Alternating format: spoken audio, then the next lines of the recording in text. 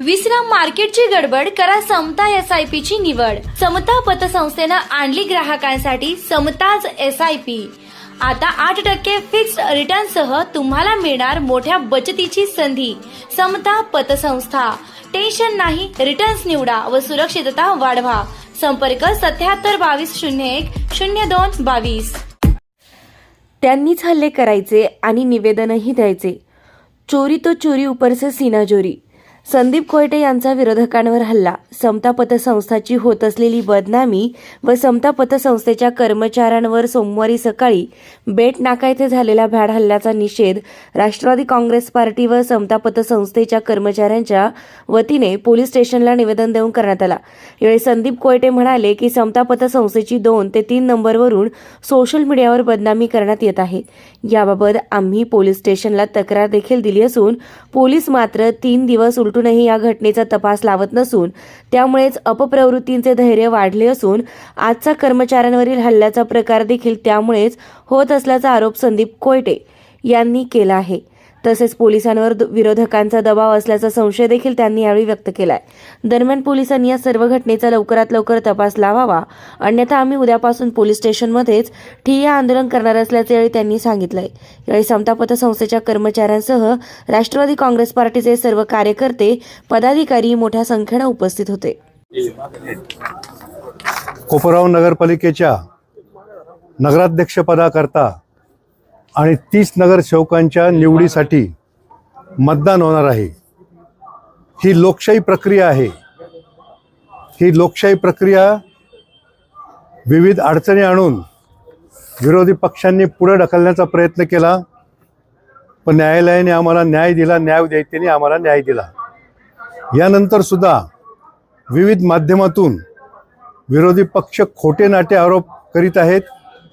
विशेषतः आमच्या समता पतसंस्थेच्या थकबाकीदारांना हाताशी धरून काही छोटे नाटे आरोप करीत आहेत आणि त्याचा सोशल मीडियावर प्रचार सुद्धा करीत आहेत। आम्ही पोलीस स्टेशनला नंबर दिलेले आहेत की या नंबरच्या सोशल मीडियावरून या बातम्या प्रकाशित होत आहेत। या बातम्या संपूर्णपणे खोट्या आहेत। या बातम्या प्रकाशित करणाऱ्या नंबरच्या व्यक्तीचा तुम्ही शोध घेऊन त्यांच्यावर कारवाई करा। गेले 3 ते 4 दिवस झाले ही मागणी आम्ही करतो आहोत। काल आमच्या संस्थेचे संचालक आणि अधिकारी कर्मचारी सुद्धा या ठिकाणी येऊन गेले, तरी सुद्धा पोलीस काही ॲक्शन घेत नाही आहे। आणि आज तर कळसच केला, आमच्या एका कर्मचाऱ्याला चक्क मारहाण करण्यात आली। तो कर्मचारी कुठं प्रचारात नव्हता, सोशल मीडियाचं माझं अकाउंट तो ऑपरेट करतो म्हणून त्या कर्मचाऱ्याला चक्कर मारहाण करण्यात आली। याच्यामुळे एक स्पष्ट आहे की विरोधकांचा पराभव हा नक्की होणार आहे। आमचा विजय हा निश्चित आहे। आम्हाला त्यांना त्याच भाषेत,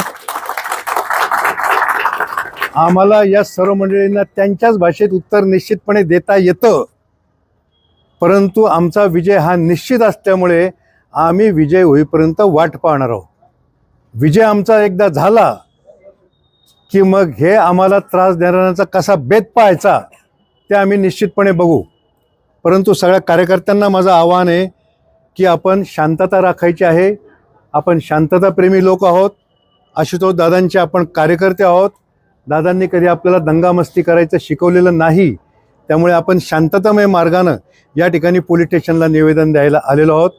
फक्त पोलिसांना आमची एक विनंती आहे की या अशा प्रकारच्या गुन्हेगारीचा बंदोबस्त तुम्ही केला पाहिजे आणि आम्हाला संरक्षण दिलं पाहिजे। आमची प्रमुख मागणी आहे आम्हाला संरक्षण देण्याची। ते संरक्षण जर तुम्हाला देता येत नसेल तर आम्ही या ठिकाणी सत्याग्रह सुद्धा करू शकतो, परंतु आम्हाला संरक्षण पाहिजे। आमचे जे काही 30 उमेदवार आहे यांना संरक्षण पाहिजे। आज माझ्या कर्मचाऱ्यावर हल्ला झाला, आमच्या उमेदवारावर सुद्धा हल्ला होऊ शकतो आणि याच्यामध्ये आमचे उमेदवार हल्ला झाला तर गप्प बसणार नाही आणि आम्ही सुद्धा त्यांच्या पाठीमागे खंबीरपणे उभं राहू। त्या कोपरगावच्या जनतेनं जो आमच्यावर विश्वास टाकलेला आहे, कोपरगावची जनता आम्हाला जे निवडून देणार आहे, हा पराभव सुद्धा विरोधकांना पचवता येत नाही। जेवढे ते आरोप करतायत, जेवढे षडयंत्र रचतायत, तेवढं जास्तीत जास्त मताधिक्य आमचं वाढणार आहे याची आम्हाला खात्री झालेली आहे। जनतेने सुद्धा तशा प्रकारचं ठरवलेलं आहे, परंतु पोलीस स्टेशननी आम्हाला संरक्षण द्यावं आणि संरक्षण जर त्यांना देता येत नसेल तर आम्हाला तसं सांगावं आम्ही आत्तापर्यंत जे जे या ठिकाणी अर्ज दिलेले आहेत त्या एकाही अर्जाची पोलीस स्टेशनने साधी चौकशी सुद्धा केली नाही.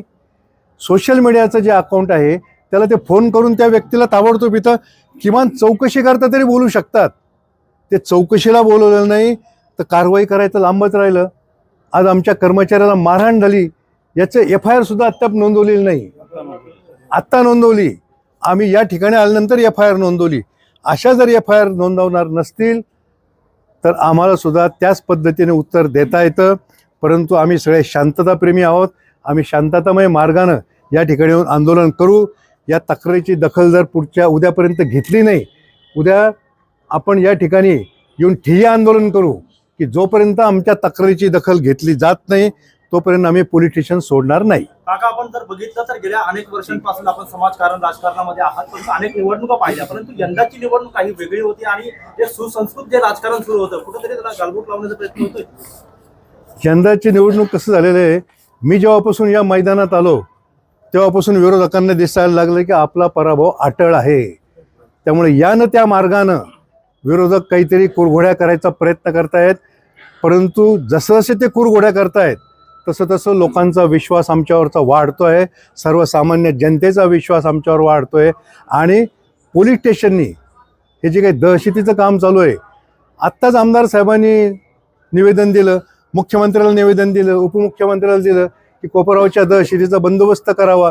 एवढं होऊन सुद्धा पोलीस स्टेशन जर आम्हाला संरक्षण देणार नसेल तर आम्हाला वेगळ्या मार्गाचा निश्चितपणे विचार करावा लागेल.